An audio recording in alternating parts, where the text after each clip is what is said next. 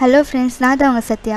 Today நம்ம என்ன பார்க்க போகிறோம் அப்படின்னா பிரிண்ட் டெக்ஸ்ட் இன் C# ரைட் லைன் மெத்தட் இதை பற்றி தான் பார்க்க போகிறோம். ரைட் லைன் மெத்தடில் இன்புட் எப்படி போடுறோம் அப்படின்னா யூஸிங் சிஸ்டம், இதை தான் வந்து லைப்ரரின்னு சொல்லுவாங்க.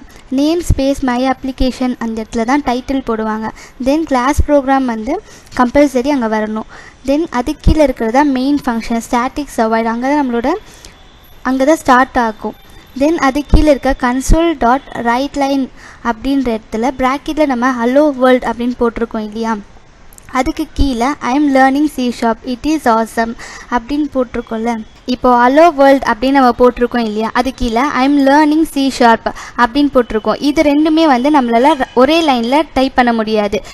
ஹலோ வேர்ல்ட் கீழே தான் ஐ எம் லேர்னிங் C# அப்படின்னு சொல்லிட்டு வரும். இதுக்கு பேர் தான் பார்த்திங்கன்னா ரைட் லைன் மெத்தட். இதுதான் ரைட் லைன் மெத்தடோட அவுட்புட்டு. இப்போ எல்லாமே பார்த்தீங்கன்னா நெக்ஸ்ட் லைனில் தான் வந்திருக்கும். Hello world I am learning C# it is awesome அப்படின்றது பக்கத்தில் வராமல் கீழே வந்திருக்கும். இதுதான் ரைட் லைன் மெத்தட். நெக்ஸ்ட் என்ன பார்க்க போகிறோம் அப்படின்னா ரைட் மெத்தட். ரைட் மெத்தடில் பார்த்தீங்கன்னா console.write ஹலோ வேர்ல்ட் அதே தான் போட்டிருப்போம். நெக்ஸ்ட்டும் console.write I will print on the same line அப்படின்னு போட்டிருக்கோம் இல்லையா. இது வந்து ரைட் மெத்தட் பார்த்தீங்கன்னா சேம் லைனில் தான் பிரிண்ட் ஆகும். அதோட அவுட்புட் தான் இது. Hello world I will print on the same line அப்படின்னு இருக்கு இல்லையா, இது சேம் லைனில் வரும். ஓகேவா?